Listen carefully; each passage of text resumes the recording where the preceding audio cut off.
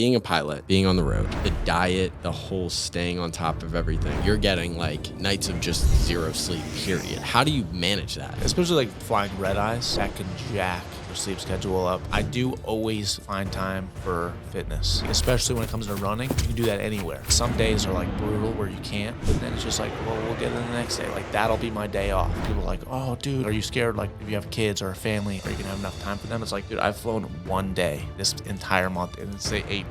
I get enough time off. All right. Whoa, dude. Right? It's like you can hear yourself talking a little bit. Yeah, that's crazy. Will you shut that door, Rod, just so that we don't get any of that music in? Damn.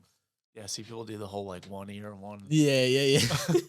I don't know if that's the move, or you just go double ear. This is like an intense setup. Like I feel like I'm staring into your soul right now, this is dude. nice. I like the lighting and everything. The mics are sick. It's a nice setup. I'm telling you, the Joey Miuccio podcast.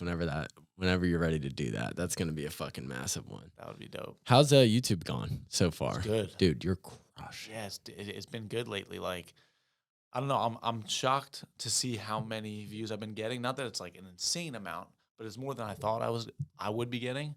And now I'm just curious to see if it'll continue, and then if I continue to throw in different stuff like the fitness. Yeah. And like my Leadville video will drop in like January. Like, do people only care about the pilot day in the life, or do they care about my fitness journey? I think and me training for these different events and whatnot. But it seems very like social media. I have a good like 50-50 balance of like pilot and fitness, but I feel like the YouTube is like just pilot stuff. Just pilot. So. Well, you throw in some of the fitness stuff in there. I was going to ask you, this is funny. How does a Florida boy go up against all of these, mountaineering, all these people that have been prepping for months and going out and doing all these training camps in Leadville? And like, how does a guy go from Florida, flies himself out how many days before? I think like 6 days. 6 days before. You had some like a little bit of you did some different stuff leading up to it, but it wasn't like anything crazy. Yeah, like I saw you a few times, like just on work trips. Yep. It was convenient because like at that time I was only getting like Denver trips. I swear like the airline knew like, okay, we need to send this guy to Colorado to do some like mountain runs and trail runs.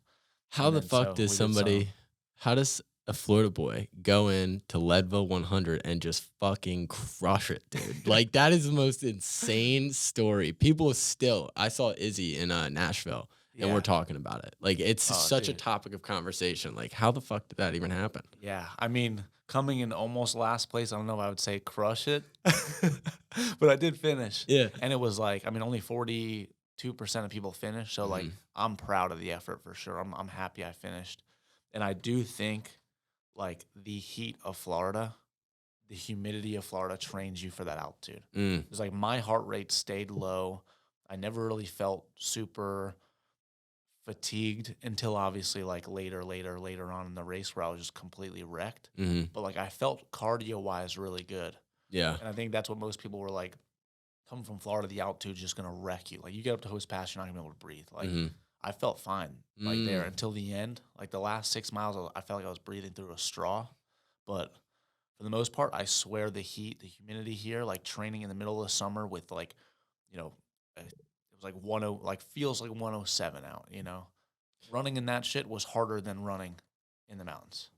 So what was the mindset? Because you are a very positive, very happy. It doesn't seem like have like this like, fuck you, I'm going to do it anyways kind of vibe. But there's no way you go through 100+ miles and consistently everybody beforehand is like, who's the most likely to drop? Probably Joey. And it's like literally like consensus across everybody. I'll call Sarah out for that one.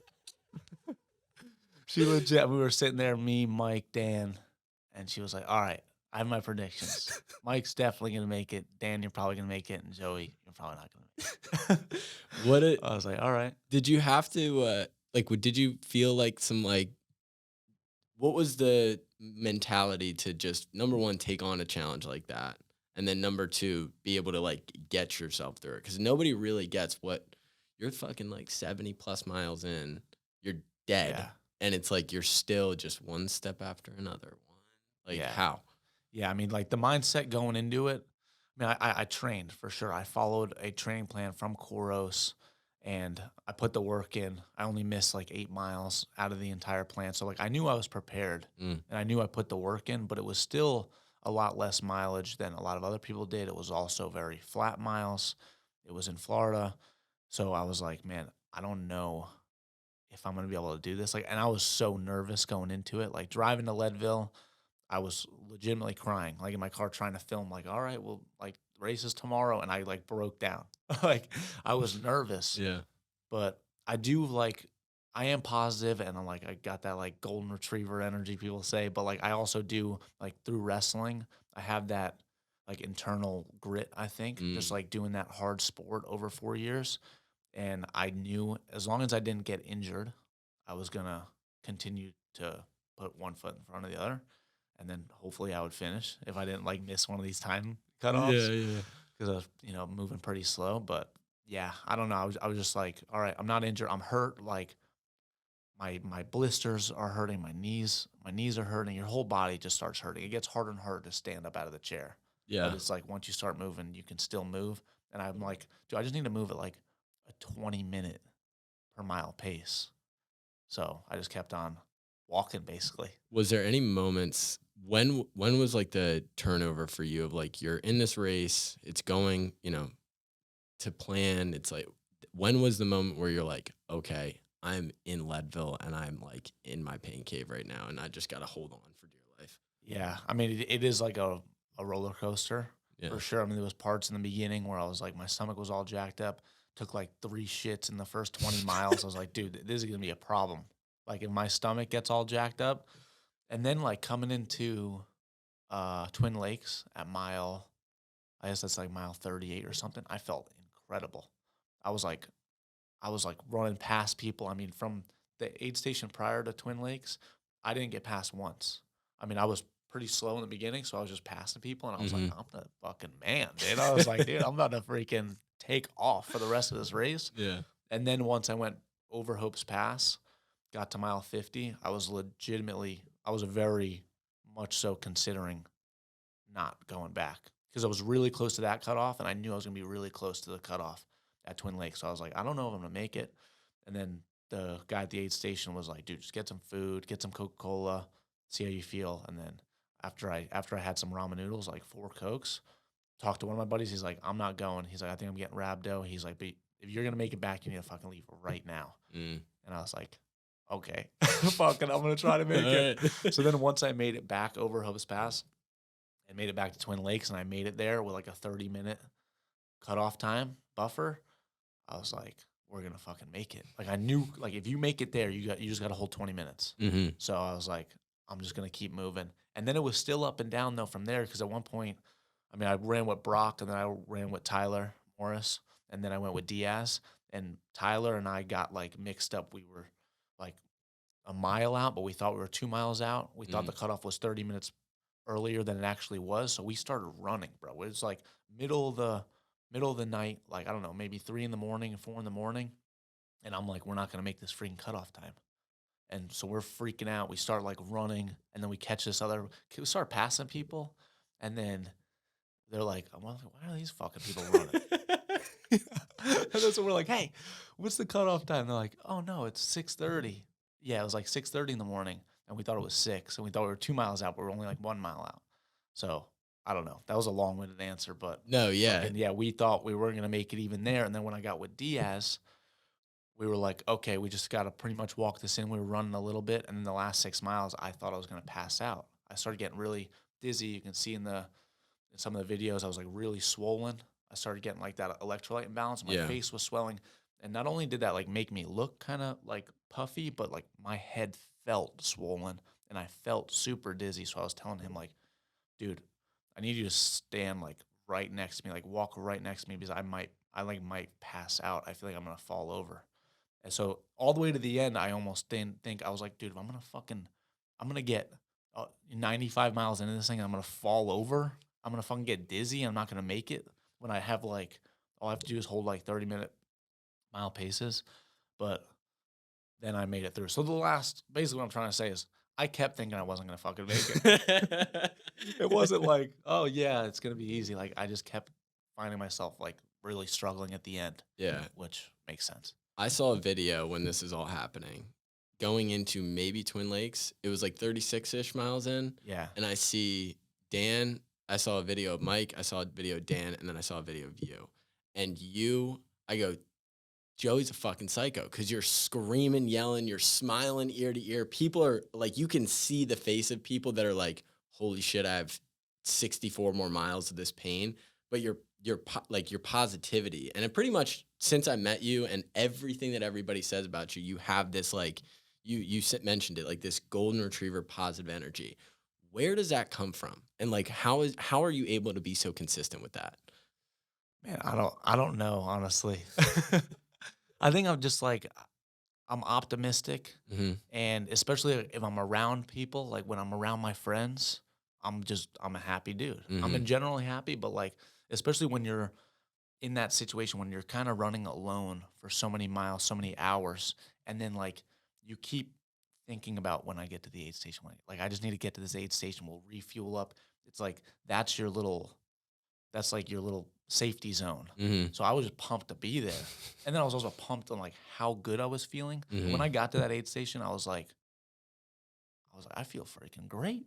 They're like, how you feeling? I'm like, dude, I feel fucking amazing. Because I also don't even know, I also didn't know how I was going to feel. Hmm. So I've only ran a marathon at this point. So I was like, dude, I mean, like, how am I going to feel at 30, 40, 50, 60, 70, 80, 90, 100? And when I got there, I was like, I'm just so happy, surprised at myself that I feel good. So I'm like, hell yeah, let's fucking go. Like, we're going to do this thing. Hmm. It's so interesting coming from Leadville 100, and I'm not sure how many people know where you started in your social media journey, but I think it's an interesting like Yeah, route that we have to take because like for to sure. just get the whole story. You were one of the first Viners, like you were a part of that crop of people that like took Vine on back in like 2016. You and your brother. I think Yeah. that's such an interesting story. How did that even like? When was the day that you guys were like, you know, that Grind on Me song? We're doing this Yeah. today. So all props go to my brother Vinny Okay. for that because he was in Vine. He had a Vine. I didn't even have a Vine. I don't Mhm. know if maybe I had an Instagram at that point, but he was like kind of in the trends, making like funny videos. And then he was like, dude, this thing's trending. We just taught him how to do a backflip.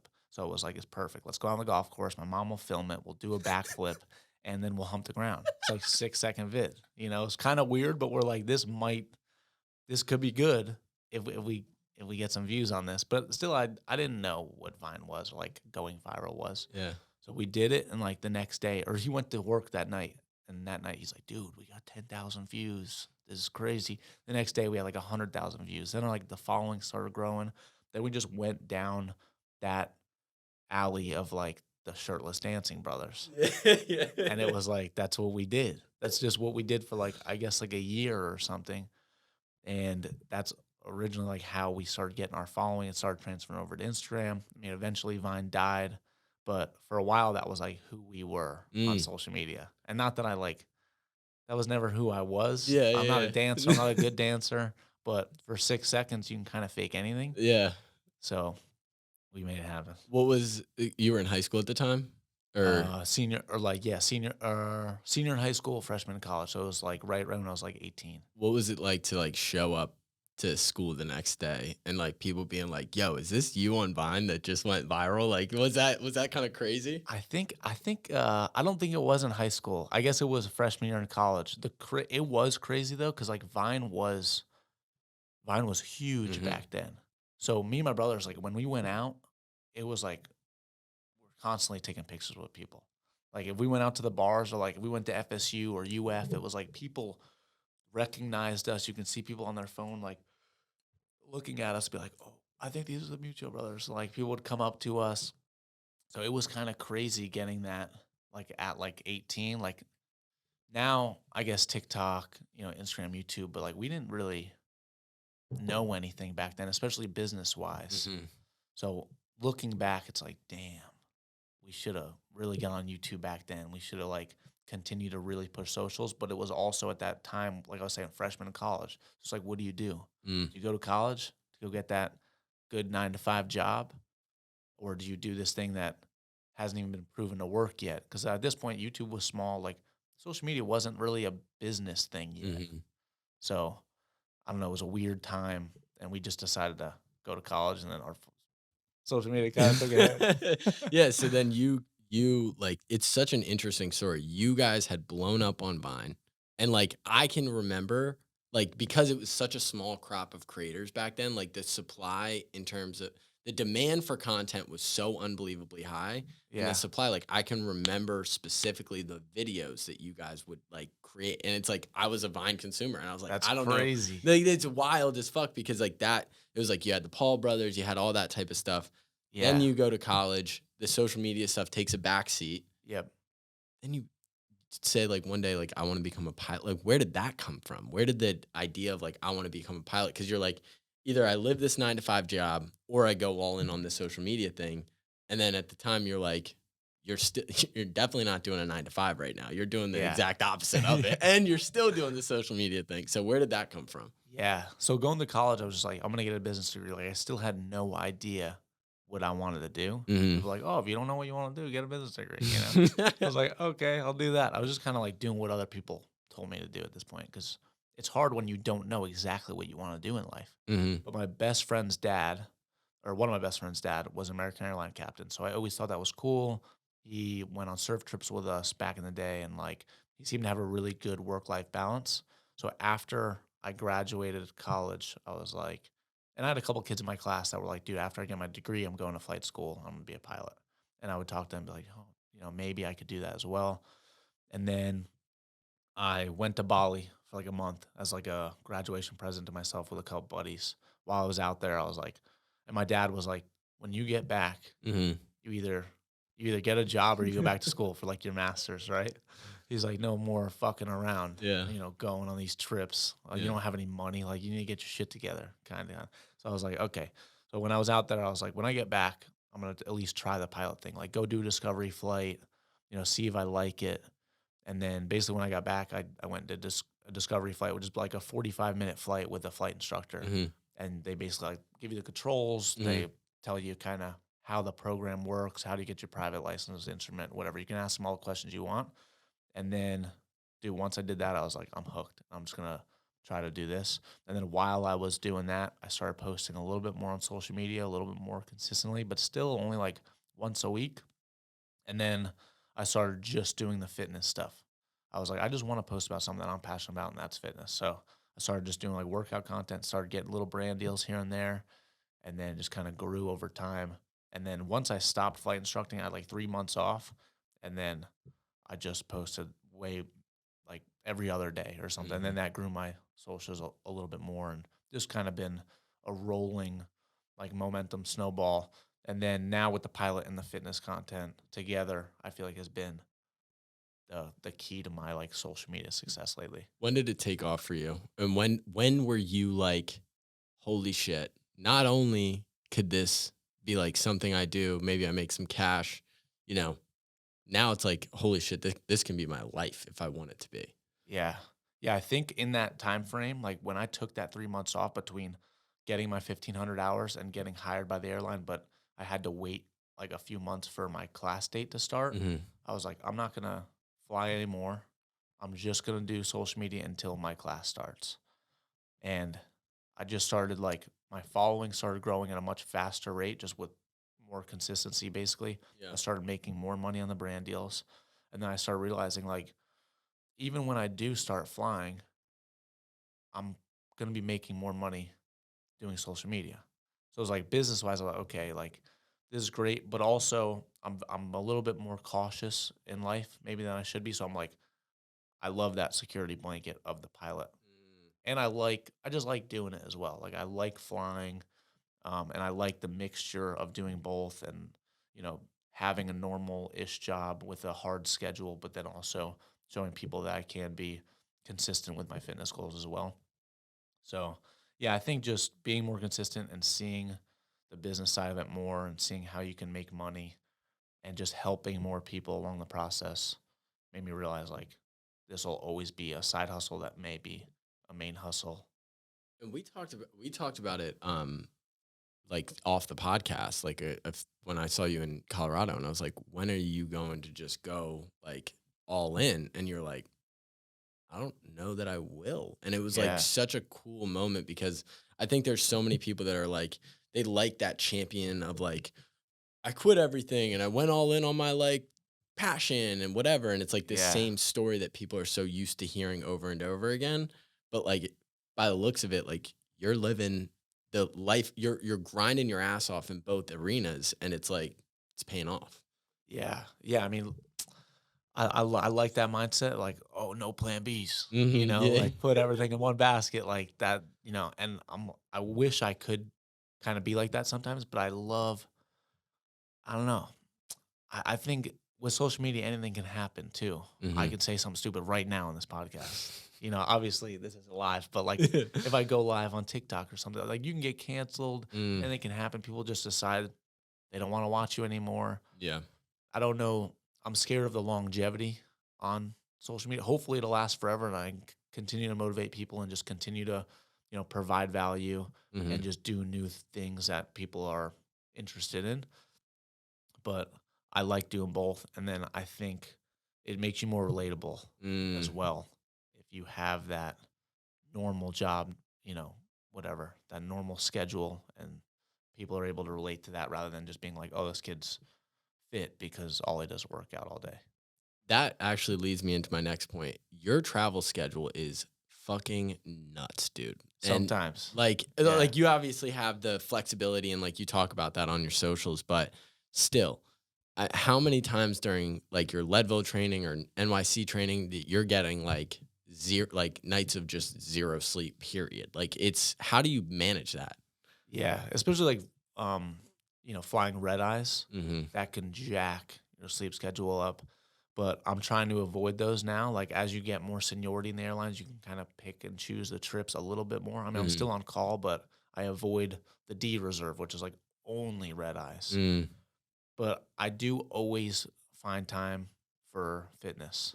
Like especially when it comes to running, you can do that anywhere. Like no matter where I am, I could be in Philly, I could be in Colorado, I could be in Cleveland. And now I have like buddies everywhere too. I'm like, yo, what's up, Hmm. bro? I'll be in Cleveland tomorrow. Like, you Yeah, want to yeah. hit the garage gym and hit the sauna and the ice or whatever. So I just always make time for it. And some days are like brutal where you can't. Yeah. But then it's just like, well, we'll get it the next day. Like that'll be my day off. I don't really plan for days off. It's just kind of like roll with the punches of life and then fit in as much as possible. And I've been able to do it.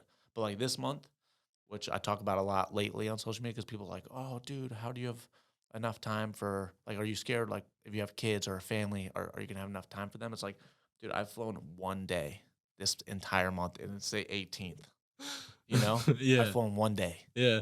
So it's like, I get enough time off, Yeah, it's you know? legit. It's Yeah. insane. But you, and I've also asked you this off podcast as well. It's like, do you have any crazy places that you want to like pilot to? And like your consistent answer to me is like, I don't. I just want the thing that avoids or affords me the most like work life balance. Yeah. Noticing that your life is on social media, you're also a pilot, and you have your relationship, and you have all these different facets. How do you establish any work life balance? Just the fact that your life, in a lot of ways, like your fitness life, is on social media at the forefront. Like, how are you able to create space? Yeah. I mean, that is tough to, even if you're on vacation Hmm. as like an influencer, you're like, you want to work Yep. because like you want to get content. I mean, obviously it's more fun. Hmm. It's just like lifestyle type stuff. But you do find yourself, I think, with any like owning your own business, not that like I have a business, I'm selling a product, but I am selling myself to different brands or whatever I'm doing on social media. It does create that like you're always working kind of mindset. But if you like what you do, you're always working, Mm. you know? I don't know. I don't need like a huge work life balance in the sense of like I need a certain amount of days off completely from work. I like doing both because it's like, oh, when I'm not flying, I'm doing this. When I'm not doing this, I'm flying. So Hmm. there's always like a good balance. But uh where was I going? What was that Well, question? it's like the work life balance of your life is on social media. Do you Yeah. I hear specifically from some influencers that they get this burnout. They just start to feel really like worn down by the schedule and the filming and cameras always on, got to always kind of be on type of thing. How do you Yeah. mitigate that? I like to do different types of content, Mm, which I think helps that, like, it keeps it fresh, mhm. like, especially now too, like, we're doing, like, little cute, like, boyfriend, girlfriend content, like, that's new and fresh and exciting.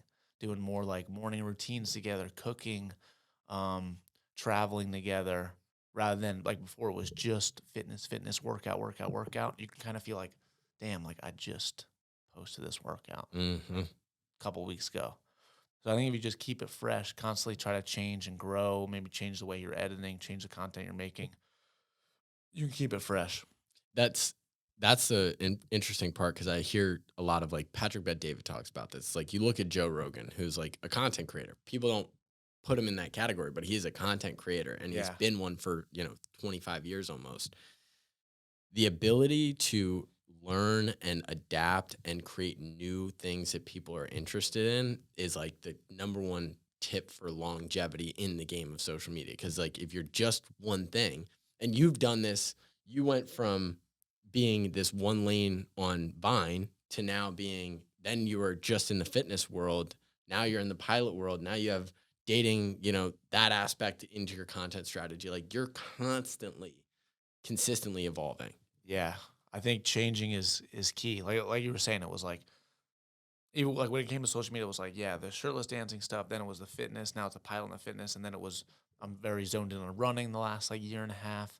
Then after probably this next year, I want to just get faster running, so maybe go sub 3 Mm, like in 2024, then go into Ironman, then just like continue to find new challenges to train for, which then keeps it fresh. mm. Like I don't ever want to be the bodybuilding world champ or like the fastest runner in the world or the best Ironman in the world. I don't want to do one thing for the rest of my life. Yeah.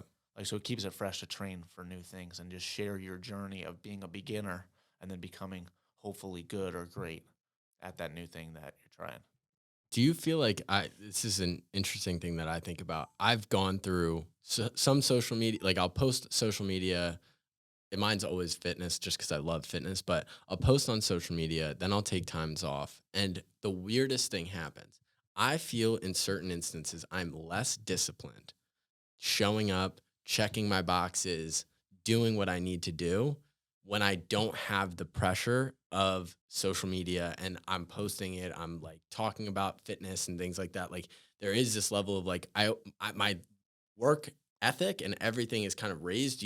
Have you felt that before? For sure. Yeah. Yeah, I mean, even with like, dude, with Leadville, mm, posting about, I hmm. was almost timid, like in the beginning, like, oh, I don't want to post too much about my training for Leadville. Was what if I go out there and I don't make it or I Mm, fail or whatever? But posting about it is a little bit of extra motivation to be like, I have to get this shit done hmm. because now people expect it and they've been watching you train for it, and now there is a little more pressure. But it's like it's good pressure. Mm. It's pressure to achieve something, to be successful at a goal.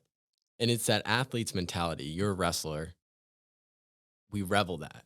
We like, especially being a wrestler, it is not a team sport. It is like you go out there and if you get beat, you fucked up. It's your fault. Yeah, like you Yeah. somewhere, no matter if the guy was super talented or if you didn't feel good, like you made one mistake during that match where it was on you. Yeah, I And love that. it like what how did you cultivate that mindset? Because it's not everybody has it. Like the most people that haven't done a one-on-one sport like that don't even know what we're talking about in a lot of ways. Yeah. I love when it's my fault, Mm, you know? Like it's either me or the other guy, or like in ultra running or in a marathon, you're just going against like yourself. It's not like you're I'm not racing anybody out there. mhm, I'm never going to win the New York City Marathon, you know? I just want to beat my mm. last time, or go sub 3, or hit a certain time goal. But yeah, I've always loved individual sports because I can't be like my buddy dropped the ball like freaking Jimmy in right field, Yeah. blew the game for us. Do you see long term? Like, how do you see yourself evolving? Are you even looking, do you have a 5-year goal, or are you just like living in like, man, I fucking love what's going on right now. I'm just going to keep doing what I do. I definitely live in the moment most of the time. I Yeah. should have more of a plan and like a 5-year, 10-year goal. Yeah. Um, but I mean, short term, I just think about continuing to evolve at like creating content, getting better at the things I want to get better at this point. That's like running Yeah. or creating better YouTube content, or just more long form content in general, and just like working with bigger and better brands, maybe starting my own thing, whether that's, I don't know yet, Hmm. just something that I can have that's my own and try to grow it. Cause I have been thinking about that more and more, as a content creator, you work with a lot of brand like that's like brand deals. People are like, oh, I want to get brand deals. You start making money. You're promoting a water bottle or supplements, but it's not yours. You're constantly Hmm. promoting somebody else's company. Mm. So at a certain point, it's like, why don't I just promote my own? But you have to figure out what you're most passionate about, which I haven't really figured that out yet. So I'm like, I think that'll come eventually, though. Yeah, and I think it's what I've seen from different creators, it's like you will have a product that sells unbelievably well on your platform, and then it's all it is, it's like aligning that with what you love and what you're willing to be competitively great in, and then just, it for you guys, it's I love it because you guys literally you can A/B test right now with what business would work, what would I guarantee sales wise, like what could I generate immediately if I just came out with X, Y, and Z product. It's like Yeah. it's solving all that back end aspect of it that most people don't have. But with the guys that you have in your circle, it's definitely not going to be hard. Yeah. Yeah, I think that's key. Like you can see what you sell well and what Hmm. you don't sell at all. So that's important to look at if you're trying to If start you're trying to do it, start your own business. I do wonder if you had somebody out there that wanted to start pursuing social media, what would you tell them that you think that most people just don't talk about at this stage? Um I mean, I think a lot of people probably do talk about what I would suggest is just like consistency is like the biggest thing, Mm, and being your authentic self. A lot of people start watching content, right? I see this all the time, and they try to be somebody else. hmm. They post in content just like somebody else. It's not, it doesn't come off as authentic, and then usually it doesn't evolve and do the following that they're looking for. Hmm. So, and then just like providing value. A lot of people are also just like, I want to make money, I want to make money, I want to make. It's like, hell yeah, I want to make money too. But it's like in the beginning, you kind of do have to just post what you like to do and then provide value and help other people, and then eventually that'll grow. Hmm. But consistency is the biggest one. A lot of people get discouraged early because it's tough. I mean, it's tough posting and not getting engagement. Like I fortunately was so lucky with the whole Vine thing. So I always had a little bit of engagement. Even in Hmm. the beginning with Instagram, I had a little boost and a little bit of a following. It did grow over time, but I can't imagine like starting from 0 followers to post week after week, day after day, and not get that engagement. That could be very frustrating, but it's like over time, if you are consistent and you're actually helping people and your content's good, it will grow.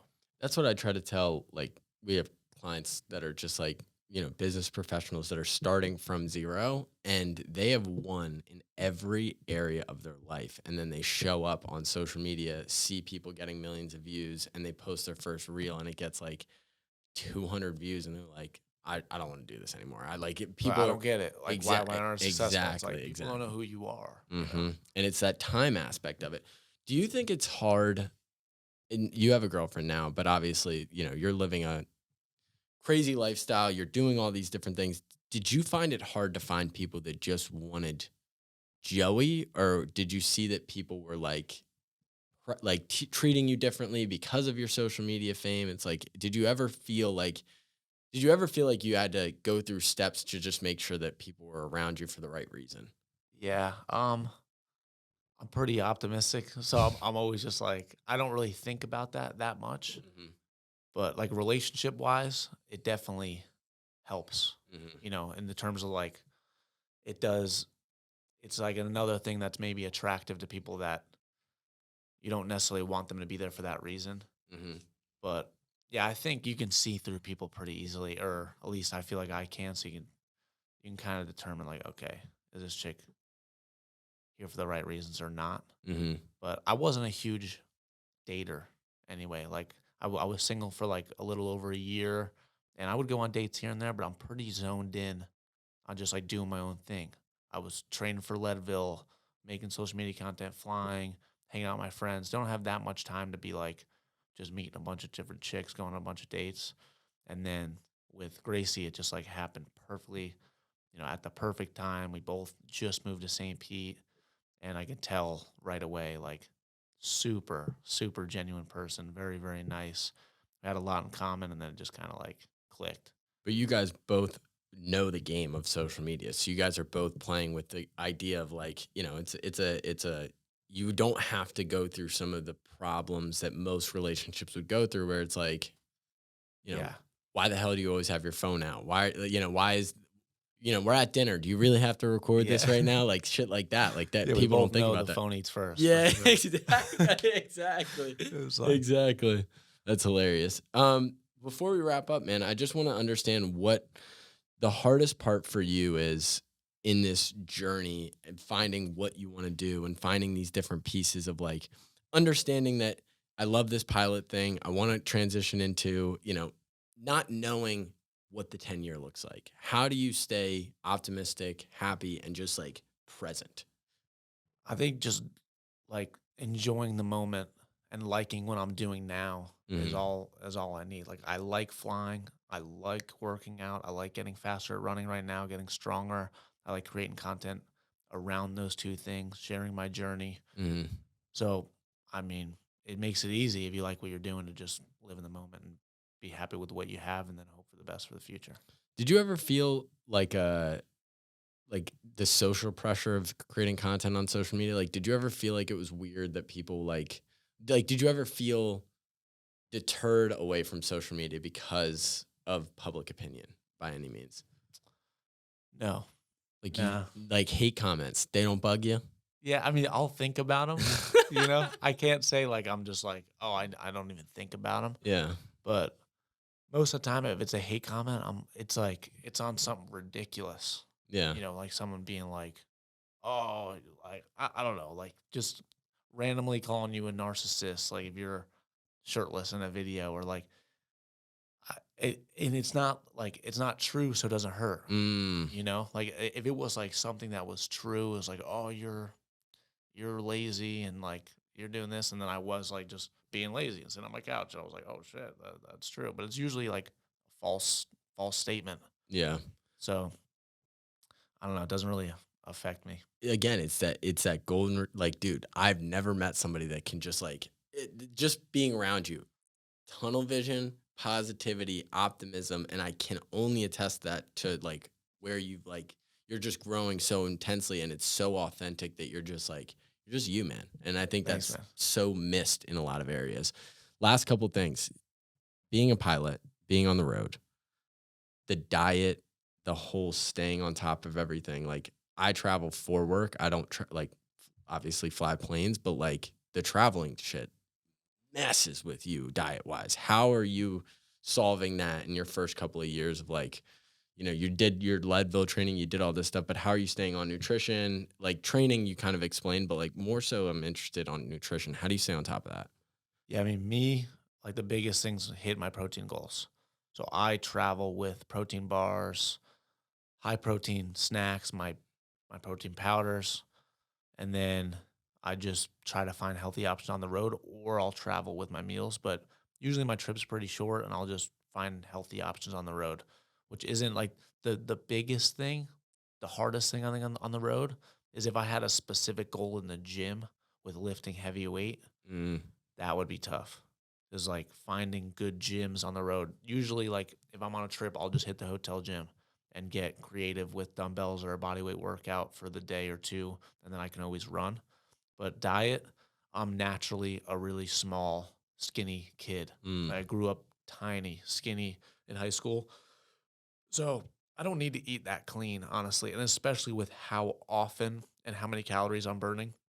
every day. It's like, if anything, I'm just not eating enough. Mm. So I can just smack like, you know, airport food or anything really on the road. And it's like, it's not going to be like a detriment to my Yeah. health. It's dude, you are different than me. I try to be like, oh yeah, I can just eat whatever and burn too many calories. And then fucking 3 weeks goes by and I'm like, holy shit, I blew up. Okay. Couple things. Your morning routine. It's so consistent right now. Yeah. What are you doing and why did you choose the steps? Because I think everybody's interested in like the perfect morning routine and what are you doing? Like what have you found that works for you? Lately, I've been loving cold plunge right off the rip. Uh-huh. Wake up, make the bed, get in the cold plunge for 3 minutes at like 41 degrees, have some coffee, take a shit, go for a run, come back, eat some food, digest the food, hit the lift, go into the sauna, jump in the pool, get a little sun, go back up, get some editing done or whatever, do some sort of work there, whether I film the workout or the morning routine or whatever, has some pilot content I need to edit, and then usually hang out with Gracie, Hmm. cook some dinner or something, maybe film something there, and then whatever, watch a movie, chill, hang out. But that's what I love to do now. Like I used to do like lift straight in the morning or eat right off the rip, then lift and then run later. But I do love the fasted morning runs. Yeah. This is a real talk because that the clarity that you get. I'm interested when you went from bodybuilding, like bodybuilding, fitness, what was the interest that drew you to running? I think just a new challenge, honestly. Like I ran a half marathon and then I was like, okay, eventually I'm gonna I have to run a full eventually. And then I was in Denver training for the airline that I work for now. And then I just kept thinking, "Well, like, I need a new challenge. Okay, I'm gonna do a marathon." So I just started training for one. And it just transitioned into this thing. It was like, I'm really bad at this thing. Let's get better. And then as you get better, you start to like it. You know, you start to get faster. The runs start getting easier. That's what people, I think, you know, stop themselves too short. Like, oh, I hate running. Yeah, no shit, because you suck at it. You know, it hurts. Like you run a half a mile and like you're breathing like, you know, you just sprinted.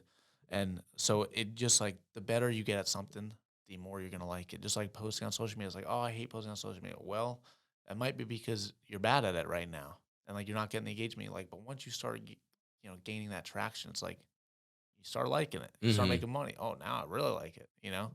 So It's this from a creating on social media part. I think this is interesting because I think what people get stuck in, and I wanted to get your opinion on this, is the consuming versus the creating aspect. So many people are frozen by like just consuming so much content and they feel like shit and then they yeah. make social media the like reason they're feeling they're like like I'm on social too much or whatever and then when somebody talks about creating content they're like no I don't want to be on social like that. I've every time I've been creating social media content mentally I have such a different relationship with social media itself. It's what like speak on that because I think it's such an interesting like difference for most people. Yeah. Create more than you consume. Mhm. That'll be better for your mental health, probably. I think you do have to consume to a certain level to get like inspiration and like, I mean, there's a lot of great videos. You can learn a lot on social media, but if you just sit there and scroll all day, you're not going to be happy. It's just the truth. Like it's just the truth. You can't. You. It's not fulfilling. Like we're here to create value, and by just consuming content, you know and feel like you're not creating value. Mm. It's you just like and I think that goes for food, I think that goes for social media content, anything, movies, anything that you're over consuming, you Yeah, just feel like shit. It's for just like sure. the last thing that you wanna do. Last question we ask everybody on that comes on the show. What does grit specifically mean to you? Like what does grit meant to you in your life and what points did you feel like were the grittiest parts of your life? Grit means just doing hard things Mm, on a daily basis and being able to continue to do them. I would say, I mean, the grittiest things I've done, probably wrestling. I mean, mm, wrestling was an everyday grueling practice. And then just daily life, hitting the cold plunge every morning, that's a little bit of grit. Starting the day off with grit, right? First thing. And then hitting a run, that's some more grit. Going for a lift, some more grit. Staying in the sauna a little longer than you want to, that's some more grit. So it's just, there's 4 things already in my day that there's grit. And that's good. Like that builds that mental toughness. And doing that every single day makes you pretty damn gritty. Yeah, exactly. Yeah. Well, dude, I appreciate it. I everything that you do on social media is inspiring. I want to be as jacked as you, so I'm working every day to look You're like looking Joe jacked. Miuccio. So I appreciate it, brother, and we'll catch you guys on the next one. Thanks for having me, bro.